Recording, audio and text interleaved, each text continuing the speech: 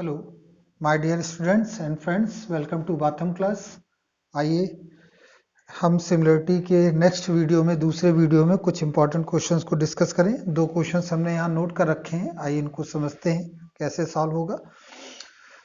एक ट्रायंगल ये दे रखा आपको ABP एंड एक ट्रायंगल BDC दे रखा, और ये क्वेश्चन में दे रखा है एंगल ए एंगल सी के इक्वल है। ये एंगल सी के इक्वल है, और आपको BP की वैल्यू दे रखी है BP, ये आपको दे रखा है 15, और AP ये आपको दे रखा है 12। और बच्चों CP जो दे रखा है, CP दे रखा है, ये आपको दे रखा है 4। और then find PD and CD, आपको PD पता करना है और CD पता करना है, ये आपको पता करना है। बस इतना क्वेश्चन में दिया है। तो देखिए, जब भी कभी एंगल का क्वेश्चन आए 10th क्लास में है, तो कॉन्ग्रुएंस तो आपके कोर्स में है नहीं, तो यकीनन है कि ये सिमिलरिटी का ही क्वेश्चन होगा। तो सबसे पहले सिमिलरिटी प्रूफ करनी होगी हमें कि ये किस प्रकार से सिमिलर है। तो सबसे पहले हम लिखेंगे triangle ABP and triangle CDP में एंगल A जो है वो एंगल C के बराबर है, और एंगल APB जो है वो एंगल CPD के बराबर है। तो हो गया, क्योंकि ये कैसे हैं, वर्टिकली अपोजिट है, तो बाई AA वर्टिकली अपोजिट है ना बच्चों, इसलिए ट्रायंगल ABP सिमिलर है ट्रायंगल CDP के। CDP के ये ABP ये क्या हो गया, सिमिलर हो गया। तो जब ये दोनों सिमिलर हो गए तो फिर कंडीशन हमारे पास एक होती है कि इनके साइड का जो रेशियो होगा वो आपस में क्या हो जाएगा, बराबर। तो आप देखिए, अब हमें करस्पॉन्डिंग, जैसे अब हमें लिखना होता है कि किसके अपॉन में कौन सी साइड लिखी जाए। तो आप देखिए, एंगल A के सामने BP था, तो इधर एंगल C के सामने क्या आया, PD आया, वो लिख दिया। इधर इस छोटे से एंगल P के सामने AB है, तो इधर P के सामने CD है, तो बाकी बचा क्या, BP, तो इसमें क्या बचा, PD। BP नहीं, BP तो हम लिख चुके हैं बच्चों पहले। अब आया AP AB, तो दूसरा क्या बचेगा, AB है, हमने यहाँ पर CD लिखा है AB, अच्छा ABCD भी हम लिख चुके हैं, तो बचा देखिए क्या है, BP AP, देखिए AP बचा है, तो AP इस एंगल B के सामने आ रहा है, तो AP लिख देंगे। और यहाँ पर D के सामने PC, तो ये हो जाएगा आपका PC, AP और PC। अब जो जो डेटा में दे रखा होगा वो हम यहाँ पर लिख देंगे, AP और PC, AP और PC। अब देखिए, जो डेटा में दे रखा है, जैसे BP आपको दे रखा है, BP आप यहाँ 15 लिख दीजिए, और आपको PD दिया है क्वेश्चन में, नहीं वो निकालना है, ठीक है। AB आपको क्वेश्चन में दिया है, नहीं दिया है, कोई बात नहीं। AB आपको नहीं दिया, कोई बात नहीं। CD दिया है, CD भी नहीं दिया है, चलिए कोई बात नहीं। AP दिया है, यस 12 दिया है, और PC दिया है, दैट इज 4 दिया है। अब इन दोनों की मदद से हम PD को कैलकुलेट कर लेंगे। यहाँ पर PD जो हमें एक चाहिए था वो हम यहाँ पर कैलकुलेट कर लेंगे, ठीक है। तो देखिए कैसे हम कैलकुलेट करेंगे, तो यहाँ पर सीधा सीधा आंसर आपको मिल ही जाएगा। देखिए सॉल्व करते हैं, 4 3 जा 12, तो 15 upon PD is equal to 3/1, cross गुणा करेंगे तो आ जाएगा PD इज इक्वल टू 5। तो PD की वैल्यू आपने निकाली, दैट इज 5, PD आपका आ गया 5।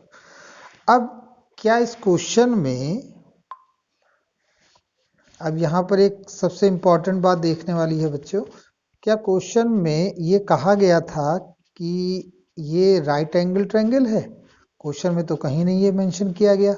तो अब हमें नेक्स्ट साइड हम कैसे कैलकुलेट करेंगे, इसमें ये एक इम्पॉर्टेंट पॉइंट है। यहाँ पर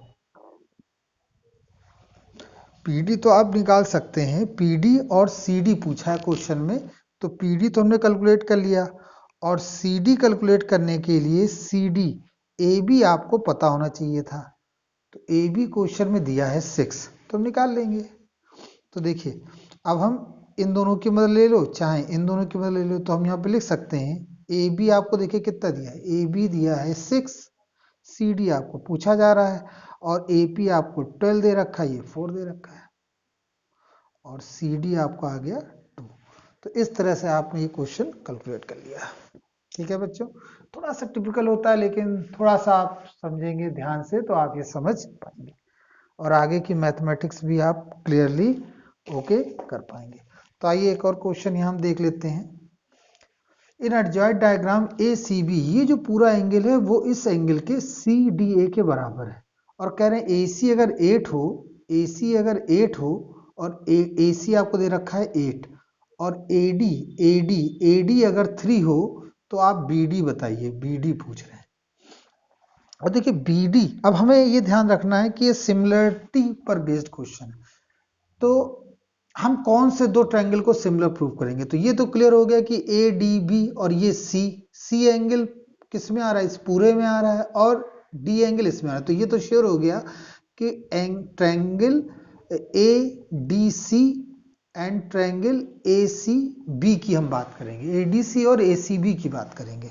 अब देख लीजिए गौर से, तो हम यहाँ लिखेंगे A D C is equal to angle A C B. चलिए तो कोई गिवन है, यहाँ लिख देंगे ये क्या है बच्चों, गिवन है। अब इसमें और इस पूरे में एंगल ए जो है वो एंगल ए देखिए इसमें भी आ रहा है, छोटे वाले ट्रायंगल में भी आ रहा है और बड़े वाले ट्रायंगल में भी आ रहा है। तो इससे हमें क्या हो गया, ए और ए से क्या प्रूफ हो गया कि triangle A C D similar है ट्रायंगल ए सी बी के। जब ये सिमिलर हो गया तो सिमिलर चीजों के लिए हम क्या करते हैं, रेशियो सेम करते हैं। तो देखिए इसमें अगर हम पहले बड़े छोटे वाले एंगल की बात कर लें तो डी के सामने क्या आ रहा है, ए सी, ठीक है। तो बड़े में सी के सामने क्या आ रहा है, ए बी, ठीक है। अब छोटे में ए के सामने आ रहा है सी डी, बड़े में ए के सामने आ रहा है सी बी। अब लास्ट एंगल कौन सा बचा इसमें, ये, तो इसके सामने आ रहा है ए डी। उसमें लास्ट एंगल कौन सा बचा बच्चों, ये बचा, तो इसके सामने आ रहा है ए सी। यही बस आपको करना होगा। ऊपर की सारी साइडें छोटे एंगल से छोटे ट्रायंगल से रिलेटेड, नीचे की सारी साइडें बड़े ट्रायंगल से रिलेटेड। अब इन्हें वैल्यू पुट कर दे, ए सी आपको 8 दे रखा है, ए बी आपको पता है, नहीं पता है, चलो हटाओ, ए बी को ए बी रखो। सी डी आपको पता है, सी डी आपको नहीं पता है, चलिए छोड़िए, जो पता वो रखेंगे। ए डी आपको पता है, सी बी आपको पता है, सी बी भी नहीं पता है, चलिए हटाइए, सी बी को ऐसे छोड़ दीजिए।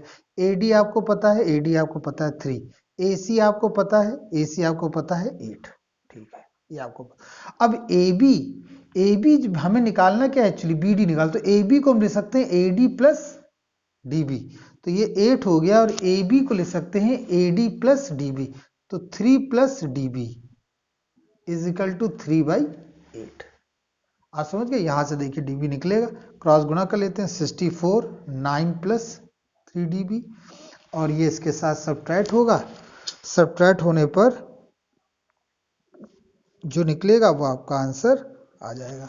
तो जब हम इसे सब्ट्रैक्ट करेंगे तो 64 माइनस 9 3 dB, तो 10 होता तो 54 आता, 9 है तो 55 आपको आ जाएगा, ठीक है।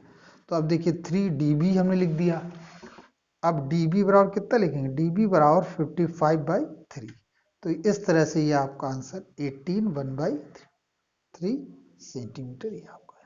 आई होप ये दो क्वेश्चन आपको क्लियर हो गए होंगे। इनको बार बार देखिए और कमेंट बॉक्स में लिखिए। अगर कोई क्वेश्चन आपकी स्पेशल क्वेरी है तो उसे मैं एड्रेस करूंगा। आई होप ये वीडियो आपके लिए काफ़ी फ्रूटफुल होगा। Thank you very much.